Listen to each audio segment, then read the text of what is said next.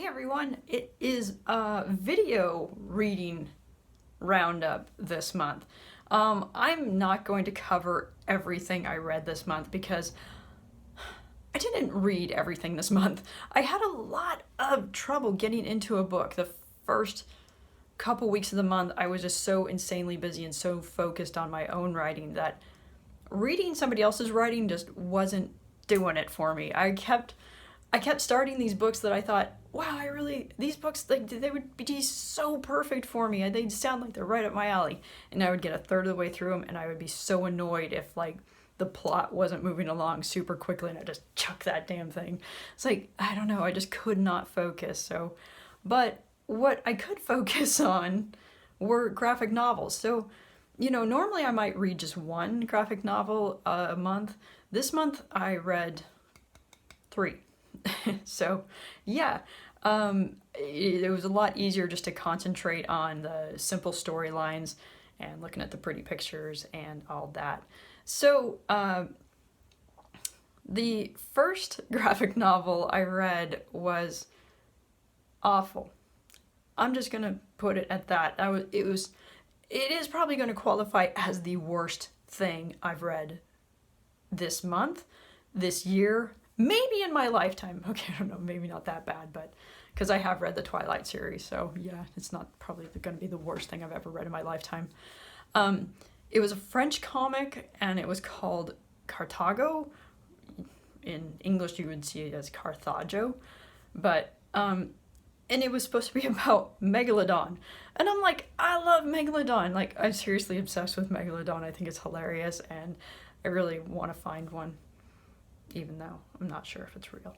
But, I mean, they used to be real, but are they still real? Even one could hope, right?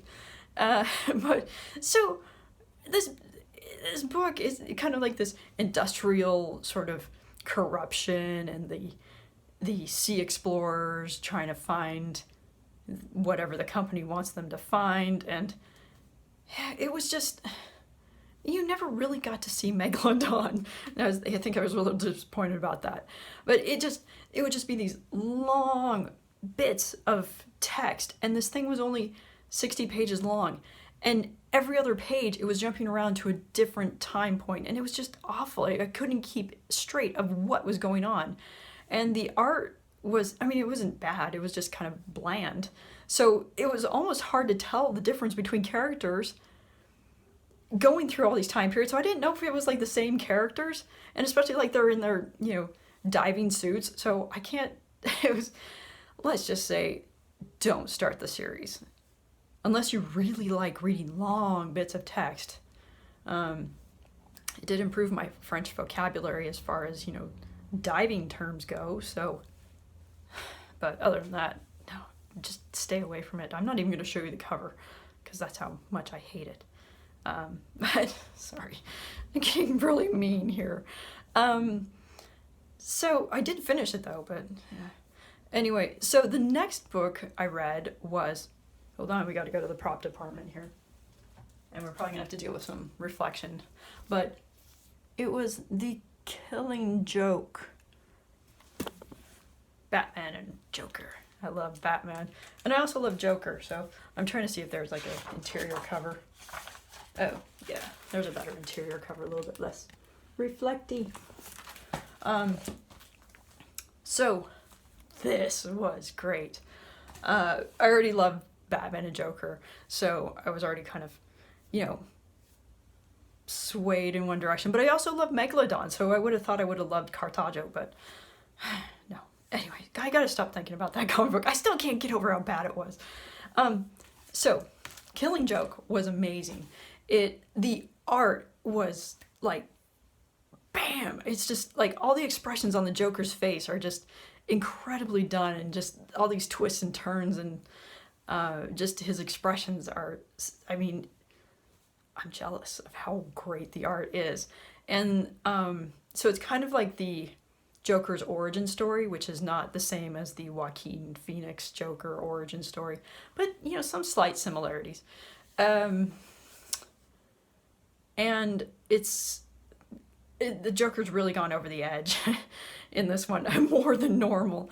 And So obviously up to Batman to save the day, but Batman, we also know he's kind of a troubled character too, right? So there's these moments of dialogue between the two where you don't know who it's written, so you don't know who's talking, and it's done really well because the conversation, the bits of dialogue could be coming from either one of them just as likely. So I just thought that was like just genius the way it was done, and it does end on a pretty cool note. And that's, I mean, all I can say is if you like Batman, if you like Joker, and you haven't read The Killing Joke, get it. Go get it now. So, third graphic novel I read. Hold on. Got to get the pictures. Boop, boop, boop, boop, boop. Calling up picture. Alright, so probably some reflection here, but I'll do my best. Can you see? Oh, there's a little bit. This is another French comic. I like to practice keep my French fresh in my head, even though I will probably never travel again to France. I don't know. Maybe one day. This is called Boulevard de Monstres. That's my American Frenchy sort of sound to it. The Boulevard of Monsters. It was so fun. The art in it is just, there's so much going on at the beginning. There's all these, within each panel, there's just like all sorts of things going on in the city street scenes. And I realize I'm looking at myself, not the camera. There's all these things going on in the city street scenes, and there's just so much to look at. And it's just really well done that way, that you really get this feel for the town that they're in. The plot line is basically that there's a full moon coming, and everybody's worried about whether the werewolves and the vampires are going to cause trouble. It's like a monster. It's called Monsterville, and all the monsters there live in peace. But this full moon, they're really worried about it because some trouble's been stirring up. Then a vampire gets killed mysteriously, and everybody thinks the werewolves have done it. But there was one witness who is the main character, who is, she's half witch and half zombie. So it's hilarious because like every now and then she kind of zombies out and she's just like, and she can't remember anything. We've all had those days, right?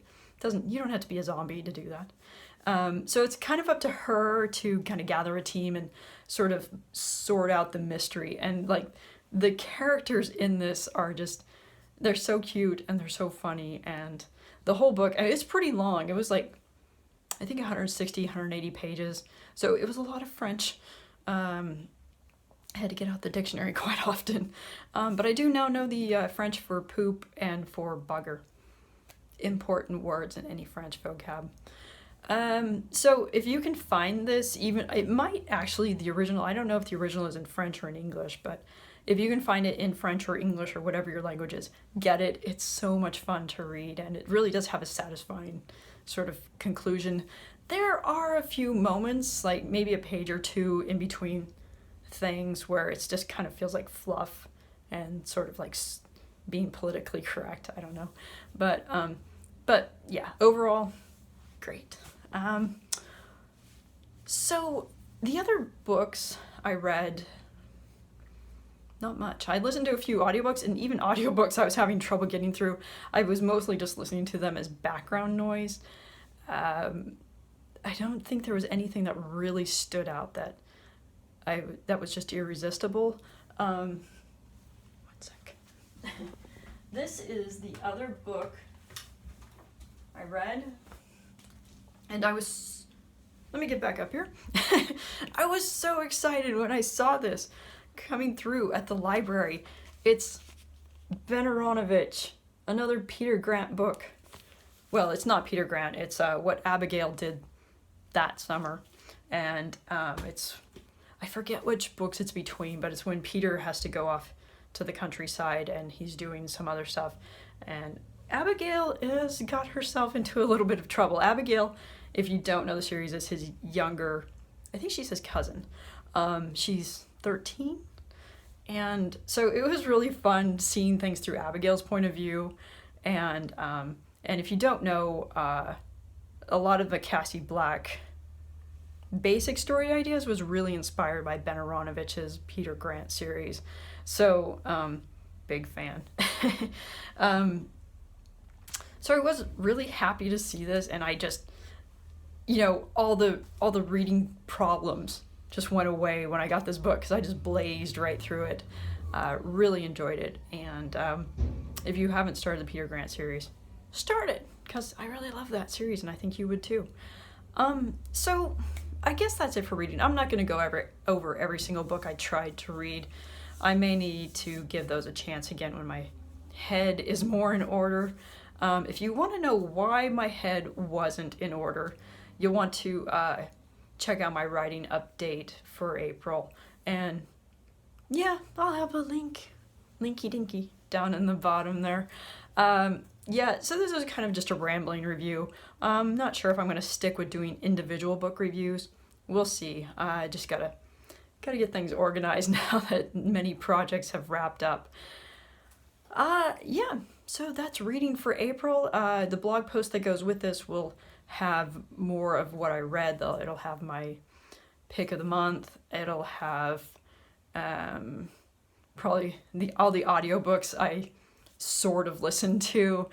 And yeah, that's it. So I'm going to stop talking now because I'm just rambling. All right. I will chat at you again sometime soon. All right. Bye-bye.